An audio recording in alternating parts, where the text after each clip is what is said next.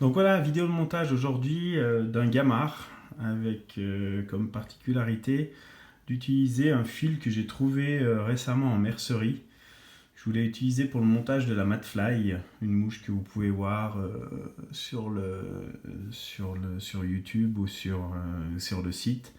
Une nymphe que j'utilise beaucoup et que j'utilise aussi également ce fil. C'est un fil de broderie de chez DMC, donc qui est assez intéressant. Alors là, je l'ai trouvé avec la particularité, celui-ci a des petites fibres, il a une sorte de tincelle à l'intérieur. Donc ce fil est intéressant à travailler parce que si vous voulez monter une nymphe en taille 10, vous allez prendre les 6 brins. En 12, vous allez supprimer 2 brins, il va vous en rester 4 et ainsi de suite. Voire même monter qu'un chiro à l'aide d'un seul brin comme ceci. Donc vous voyez, il y a des fibres dans chaque brin. Donc, ce qui est assez intéressant. Le retour après passage à la résine UV, les corps, ça fait une partie un peu brillante, translucide, qui est assez intéressante. Donc pour le montage du gamard, là j'ai installé à l'étau un hameçon CSA en taille 10 auquel on va lester avec un plomb en taille M. Donc sur le corps, sur la hampe nue, sans fil de montage afin de bien le placer. Donc voilà, on place notre plomb au centre. Ensuite, une soie polyfloss, la marron, parce que pour rester dans les teintes un peu du gamard. On centre, on pose notre soie sur le plomb et on passe en travers afin d'éviter que votre soie de montage ou fil de montage ne passe à travers le plomb. Et on fait quelques allers-retours comme ceci pour bien le fixer. On vient à l'arrière. On va fixer donc notre fil DMC. Donc là j'ai choisi cette teinte, c'est sauf erreur, le C436. Voilà. Donc pour cette gamme de DMC qu'ils appellent étoile, voilà, c'est donc il y a tout le temps le C devant les chiffres. Donc on vient positionner le fil à l'arrière. Voilà. On le laisse en attente. Pour les pattes du gamard, je fais par enroulement d'une plume de coque ou de saddle autour du corps. Donc on vient aussi la fixer en attente sur l'arrière. Et là on vient récupérer un peu la différence d'épaisseur entre la hampe où vous n'avez pas de fil de plomb et le fil de plomb. De même, une fois qu'on l'a fait à l'arrière, on le fait à l'avant. Voilà. Pour sécuriser le montage, une demi-clé. Voilà, ça évitera que votre fil se défasse. Ensuite, on va donc procéder aux enroulements du corps avec le fil DMC. Donc l'avantage, comme vous voyez, ça peut s'aplatir. Donc on n'est pas obligé de faire une surépaisseur. Si vous voulez faire de l'épaisseur, il suffit de regrouper les fils tous entre eux. Ouais, si on fait quelque chose d'un peu plus serré, tout de suite, on n'a pas le même travail. Donc il suffit d'après vous de régler l'épaisseur, de dévriller le fil, et on a une partie qui est quand même beaucoup plus plate. Quand on arrive sur les bords, c'est plus intéressant. Et quand on revient sur l'intérieur où on veut justement pour notre corps un peu plus d'épaisseur, on affine un peu. Donc voilà. On va revenir derrière l'œillet pour fixer. Donc là, pareil, on dévrille, du coup, on aplatit.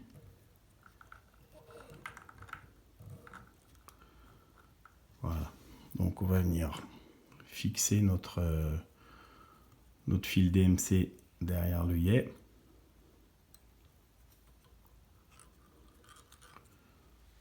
Bien coupé.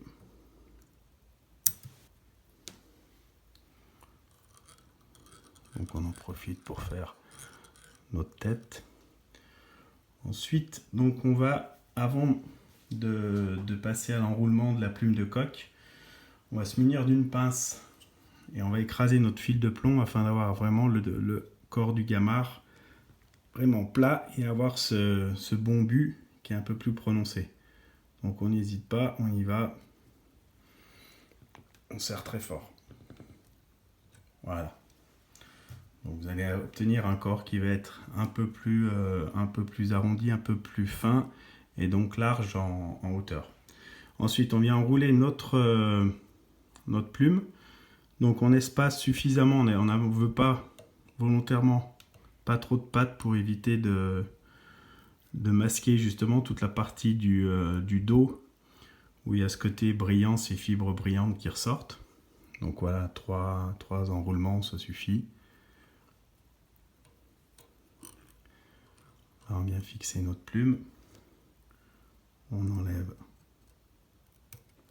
Alors on aurait très bien pu fixer des petites fibres de coque sur l'avant et sur l'arrière. Mais là, moi, je préfère conserver justement celle-ci. Ça évite, on gagne du temps en montage. Et puis bon, je pense que les poissons ne vont pas aller jusqu'à regarder le montage parfait, quoi. Donc on fixe notre plume. Voilà, une seule ligature, ça suffit, étant donné qu'on va passer tout le corps à la résine. Donc là, on fixe, on fait descendre nos fibres sur le bas du corps du gamard. On va le reprendre comme ceci. Voilà, on maintient entre le pouce et l'index et à l'aide du briquet, on va venir brûler les fibres. Dessus, sur le briquet, un bout de velcro qui permet d'enlever l'excédent. On rabat de nouveau et on vient repasser au briquet une fois. Voilà. Donc là, c'est assez important parce que si vous passez votre résine sur des fibres qui pourraient ressortir, on va perdre le côté esthétique va être un peu moins bien réussi étant donné que les fibres vont ressortir avec le passage de la résine. Donc voilà, on a ceci. On va passer donc à la résine donc de chez Laser Fly Fishing, la résine Fast. Donc on place une bonne goutte sur notre aiguille et on vient la répartir sur un des côtés. On répète l'opération sur l'autre versant. Voilà.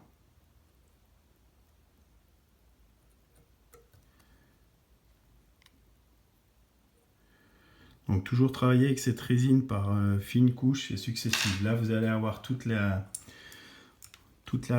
résine qui est rentrée dans les fibres, donc qui vont bien maintenir et le fil et les fibres de coque. Donc voilà. On peut agrémenter le gamard du parasite orange. Donc pour faire ceci, donc on va utiliser le orange fluo. Donc là aussi vraiment très très peu. C'est vraiment pour dire de marquer notre gamard. Voilà. Une. Et voilà. On va répéter étant donné que j'en ai encore sur l'aiguille. Voilà. Là on passe tout de suite. On fige au stylo laser, donc on voit bien la réaction aux UV, ça va être très intéressant en conditions de pêche. Et on répète l'opération au niveau de la résine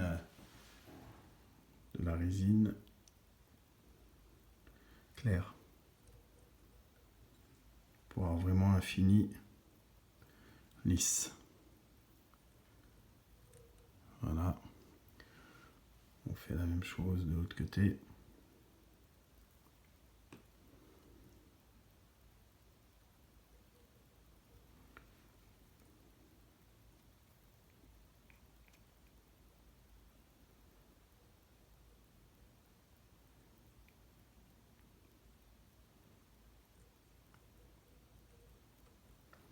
Voilà. Donc ensuite de nouveau on vient figer.